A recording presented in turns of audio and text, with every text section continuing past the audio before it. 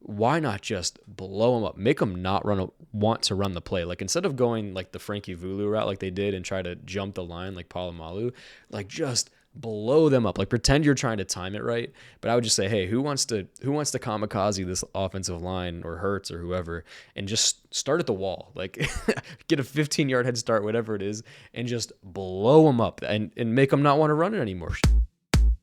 And now, coming to you from the Windy City, it's The Daily Dime with your host, Tim Keller. Welcome in, everyone, to this Monday edition of The Daily Dime. Today's January 27th, and we had a fantastic sports weekend to talk about, so let's jump right into it.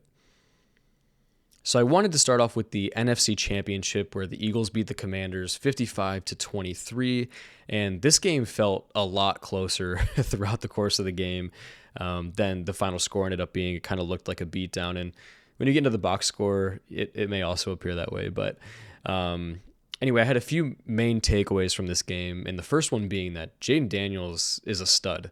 This guy, it's one thing to do it in the regular season, but it's another thing to do it in the playoffs. And, so they went 12-5 this year, which I think far exceeded everyone's expectations. And they're probably a year or two ahead of where anyone thought they could reasonably compete. And then here they are, they find themselves in the NFC Championship game, with a chance to go to the Super Bowl. And they obviously come up short, but, I think Commanders fans are going to be disappointed today, but long term, it's hard to look at this as anything other than a success this year. So anyway, back to the game though. Jaden was great. He had over 300 total yards, a couple touchdowns. Obviously they come up short, but the Eagles look great right now. And like I said, when you look at the box score here, they just had a crazy game. So Hurts only had 9 fewer yards passing than Daniels did, but he had 20 less attempts. And then they ran for 229 yards and 7 touchdowns on the ground. Like 7 touchdowns is unheard of. I heard a stat earlier today that said the Cowboys ran for 6 touchdowns all season long. And the Eagles had more yesterday alone. So just crazy to see that happen. And, I won't lie, I was pretty upset with the Eagles for resting Saquon in week 18. I really wanted to see him get a chance at breaking, what is an all-time record. And instead they sit him to save him for the playoffs. And in my mind, I'm thinking like they're going to win 2 games and that no one's ever going to remember and then get knocked out of the playoffs. And it's all going to be for naught. Like you could have taken down, a record that has stood for decades, one of the all-time records in sports. And you threw that away for nothing. But as we sit here now, it's starting to look like they made the right decision as they are now heading to the Super Bowl. But in my mind, it was Super Bowl or bust. So I'm glad it panned out that way. And yeah, he was great again yesterday. He had 118 yards. He had 3 touchdowns, just utterly dominant. So again, looking like the right decision. But anyway, so next game I want to talk about was the AFC Championship.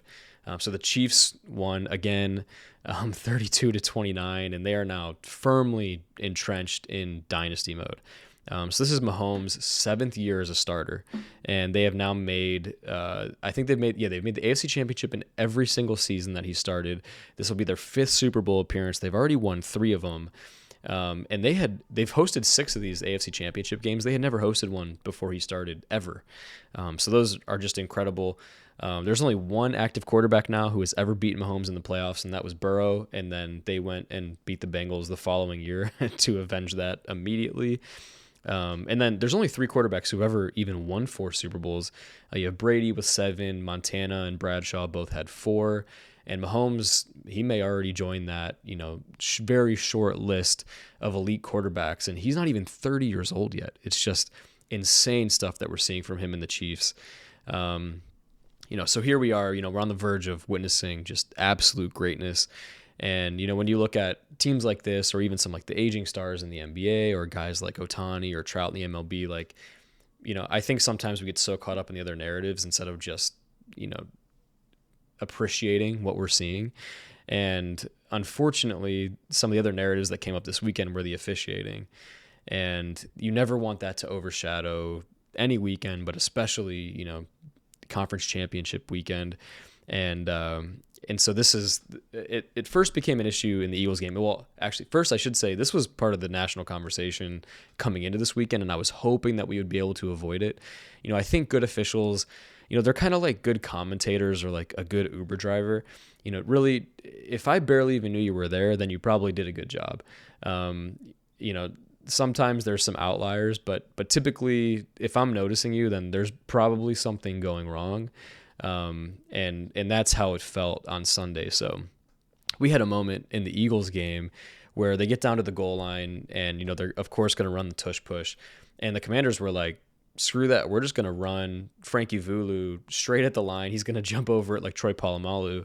And we're just going to try and, get lucky and time it correctly and shut you guys down. But, obviously that's very hard to do. And he got a few, encroachment penalties. And it worked at least one time. And what's great about that play is there's really not a ton of risk. It's very low risk, very high reward, because if you time it correctly, you're most likely going to, probably tackle them for a loss. At minimum, keep them out of the end zone. And if you don't and you get an offsides penalty, at that point on the field, they're only going to move the ball a couple inches. And we know it's not a perfect science. So at a certain point, it's barely moving. And so it's like, this low risk, high reward, why not do it? But then out of nowhere, Hockey League comes out and says that, what was it called? Like a palpable unfair act or something like that. There was some like obscure rule that I've never heard of. And I think I know a lot of the even obscure rules. I've never heard of this before. And they basically said if they kept intentionally, committing these penalties, that they could just give the Eagles a touchdown, essentially, which is just blew my mind. I didn't know that was possible. Because in my mind, I was thinking, like, if I'm the Commanders, because I also, to take a step back, I hate the tush push, the brotherly shove, whatever you want to call it. I think it's just, it's wildly unentertaining. It doesn't look like a football play. It looks more like a rugby scrum. And it's actually already against the rules, like push these guys, and they just let it happen anyway.